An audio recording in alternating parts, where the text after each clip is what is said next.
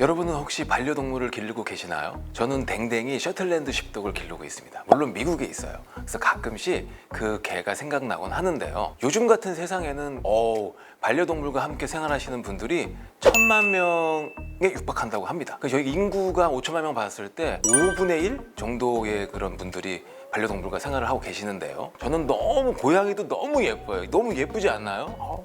하지만 마당이 없는 전셋집 또는 자가를 산다고 해도 보통 우리나라의 주거 문화는 공동주택 형식입니다. 그러다 보면 마당이 없어요. 개인 마당이 없어서 반려동물을 기르기가 그렇게 수월한 상황은 아닌데요. 그래서 반려동물을 기르다 보면 동물들이 뛰어다니거나 짖거나 소리를 내는 바람에 아래층과의 어떤 층간소음 문제 또 발생할 수가 있습니다. 왜 예전에 유튜브 영상 그런 거 있잖아요. 그거요.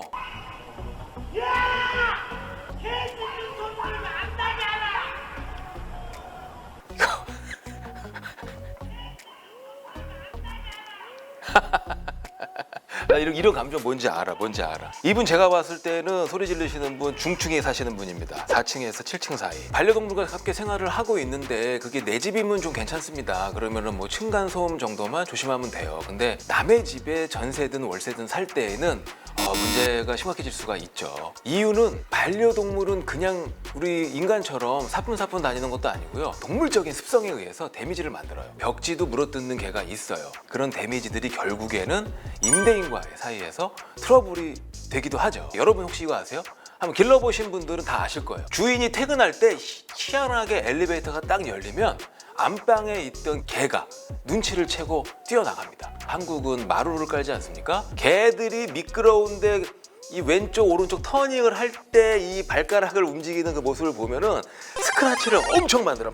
또한 반려동물은 물건에 훼손만 주는 게 아니라 좀 심하게 냄새 나는 경우도 있어요. 그러니까 주인 되시는 분이 자주 미용적인 부분에 신경을 쓰시면 괜찮은데 특히 고양이보다 개가 냄새가 더 납니다. 그 집주인이 딱 들어오는데 개 냄새가 확 났다. 그러면 집주인이 어떤 생각을 하겠습니까? 나중에 두고 보자.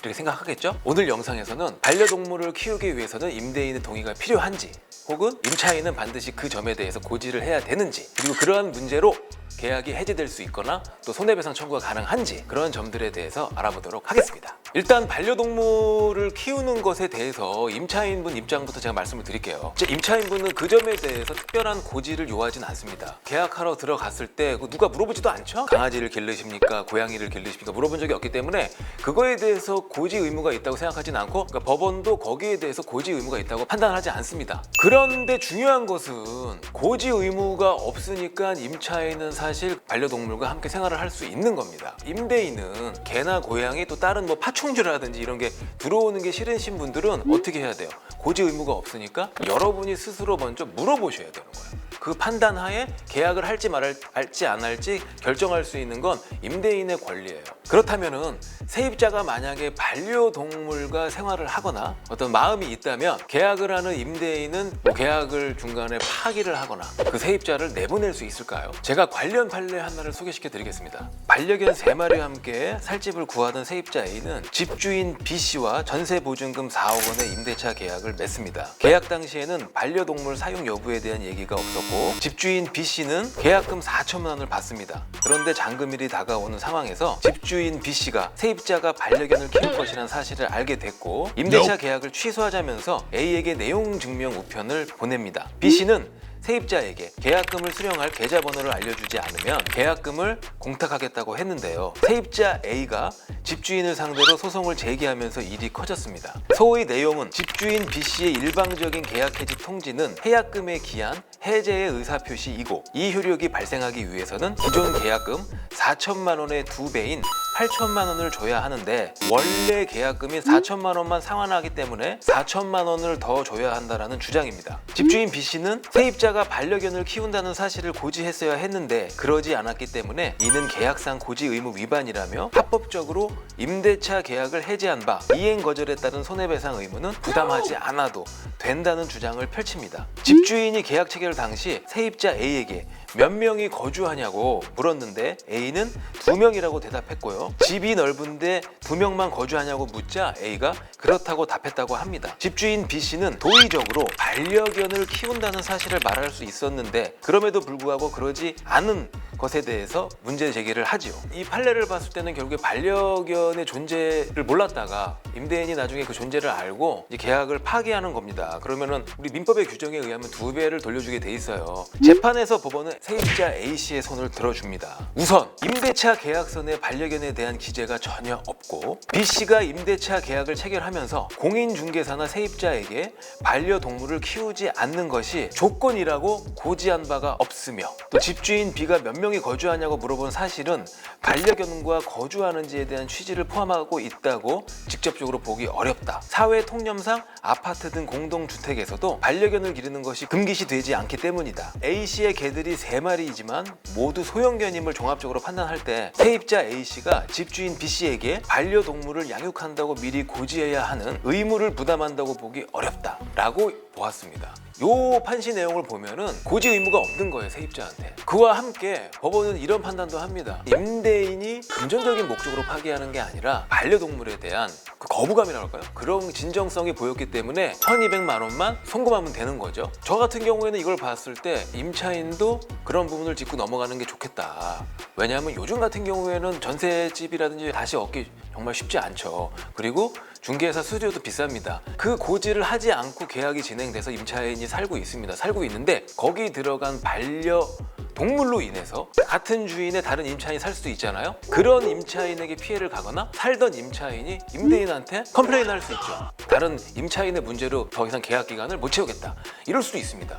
이런 경우에는 임대인의 입장에서 또 손해배상 청구가 가능해요. 임차인분들도 신경 써야 되는 부분이라고 느껴집니다. 그렇다면 집주인 입장에서 봤을 때 사실 어떻게 보면 1,200만 원 나간 게 아까울 수 있습니다. 이렇게 아깝게 돈이 나가지 않게 하려면 어떻게 해야 되는가? 바로 특약입니다. 제가 이전 영상에도 말씀드렸어요. 부동산 매매라든지 전세라든지 무슨 계약을 할 때에는 일반적인 계약 사항 말고도 거기에 나와 있지 않은 사항들을 특약에 적어 넣어라. 특약은 많으면 많을수록 좋다. 이런 얘기를 제가 드린 적이 있는데 마찬가지입니다. 집주인이 먼저 싫으면 특약에 집어넣으세요. 그로 인한 손해배상은 임차인의 책임이다. 부담한다. 이런 식으로 딱 특약을 집어넣으면 몰래라도 키우고자 하는 임차인은 거를 수가 있지 않겠습니까? 또 계약도 해지할 수 있고요. 특약의 내용이 들어가면 사실 소송까지 안 가요. 웬만한 사람 아니면 자기가 자기 그 스스로 법률적인 대응 못해요. 최소한 진짜 민사 같은 경우에는 법무사락도 껴야지. 특약에 집어넣었을 때는 소송도 피할 수 있다라는 사실을 꼭 명심하십시오. 그리고 또 특약에 우리 원상복구 같은 내용이 들어갈 수 있습니다. 사실상 특약이 아니라 일반 그 계약서 내용에 원상복구의 내용은 아마 들어가 있을 거예요. 그래도 한 번 더 반려동물로 인해서 더 입은 데미지들은 특약상에 넣어서 더 보호를 받으면 좋겠죠. 일단 소송에 들어갔을 때에는 디테일한 게 필요합니다. 특약도 디테일 있게 적으세요. 냄새가 싫다 그러면 다 나갈 때 청소비를 대라. 그래서 표준 어떤 청소 비용이 있잖아요. 그 정도의 범위 안에서 부담할 수 있게 특약을 집어넣는 거 좋습니다. 청소하시는 분들 보니까 정말 전문적으로 하세요. 고양이의 오줌 냄새, 소변 냄새 이런 거 다 없애주고 하더라고요. 그러니까 꼭 그런 것들도 특약에 넣으셔가지고 나중에 집만 빼고 자 스크래치 난 거 없지 않냐? 난 가겠다. 아니, 냄새는 남아있는데 냄새는 이게 어떻게 물리적인 손으로 볼 수 있겠냐 할 수 있잖아요. 그런 싸움까지도 그냥 막는 게 편한 겁니다. 우리나라에서 아파트에서 개를 기르는 거에 대해서 금기시하거나 그런 건 없어요. 그런데 이 개가 그냥 개야 말이지. 저는 목격을 한 적이 있어요. 진돗개 2마리를 기르시더라고. 암수로. 그 수컷은 호구인가? 무늬가 호랑이 무늬야. 아주 무섭게 생겼어. 근데 걔가 인상을 딱 쓰고 저를 보는데 제가 이제 쫄게 되더라고요. 무섭고. 아니 저만큼 큰 개를 아파트에서 기를 수 있을까? 과거에 우리가 생각했던 반려동물의 범주를 점점 벗어난다는 생각이 들어요. 반려동물의 범주를 넘어나는 것들은 진짜 꼭 고지를 해야 된다고 생각합니다. 미국에서는 말이죠.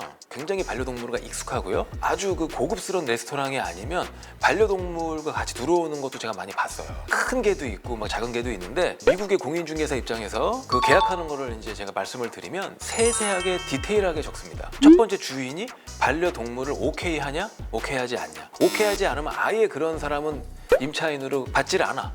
근데 오케이를 했다. 오케이 했는데 파충류는 빼냐? 아니 파충류까지 괜찮냐? 고양이만 허락한다. 고양이도 2마리까지만 허락한다. 개와 고양이를 동시에 기르는 건 허락하지 않는다. 소형견만 허락한다. 이런 식으로 다 이니셜 다 체크업하고 거기에 세입자가 이니셜 쓰고 사인까지 다 합니다. 나중에 문제가 돼도 원만하게 해결되는 경우가 많이 있죠. 미국이 도시를 벗어나면은 외집니다. 제가 플로리다를 한번 간 적이 있는데 거기서는 악어를 기르는 분을 제가 본 적이 있어요. 근데 악어가 부르면 와.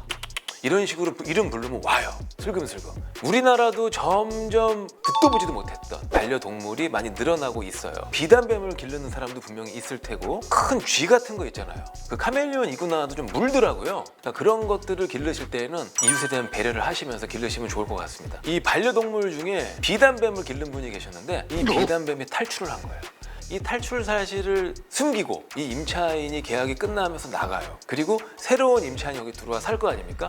들어와 살다가 그 비단뱀의 공격을 받습니다. 비단뱀은 문 다음에 꽈요. 이렇게 몸으로 둘둘 감아. 이게 탈출을 하고 제대로 먹지를 못했으니까 이제 사람을 공격하기 시작하는 거지. 그런 경우에 막대한 금액의 소송이 들어간 적이 있어요. 그러니까 한국도 만약에 그런 걸 기르시다가 놓쳤다 그러면 꼭 얘기하십시오. 전원주택 같은 데서 놓치면 못 찾습니다. 절대 못 찾아요. 그러니까 그런 거는 고지를 해서 전문가를 불러서 꼭 문제를 해결하시기를 간곡히 부탁드리겠습니다. 저는 개도 길러봤고 고양이도 길러봤어요. 그리고 토끼도 길러봤고 그다음에 생쥐, 조그만 생쥐 같은 것도 길러봤고요. 참 예쁩니다. 인간의 친구가 되기에 충분한 자질을 갖고 있는 짐승들이에요. 그러나 인간과 인간의 삶에 보탬이 되기 위해서 반려동물이 들어와서 부수적으로 되는 삶인데 반드시 주가 되는 인간과 인간의 질서라든지 그런 환경을 파괴하면 안 될 것 같습니다. 반려동물과 함께 하시는 분들은 본인한테는 가족이지만 타인에게는 가족이 아닐 수도 있으니까 미리 허락을 받고 고지를 하고 공동이 생활하는 곳에서 기르기 어려운 반려동물은 가급적 자제를 부탁드리겠습니다. 마지막으로 이런 말씀 드리고 싶어요. 내가 20년 함께하고 30년을 함께한 반려동물도 타인과의 관계에서는 반드시 그 반려동물이 사람 밑으로 한참 밑으로 가야 된다. 처음 만났음에도 불구하고 반려동물보다 훨씬 위에 상위에 존재하는 개념이라고 생각하면서 예의를 갖추고 반려동물과 함께 생활을 하신다면은 이웃 간에도 문제 없이 평온한 생활이 되지 않을까 싶습니다. 오늘 영상도 좋으셨다면 구독, 좋아요, 알림 버튼까지 부탁드리겠습니다.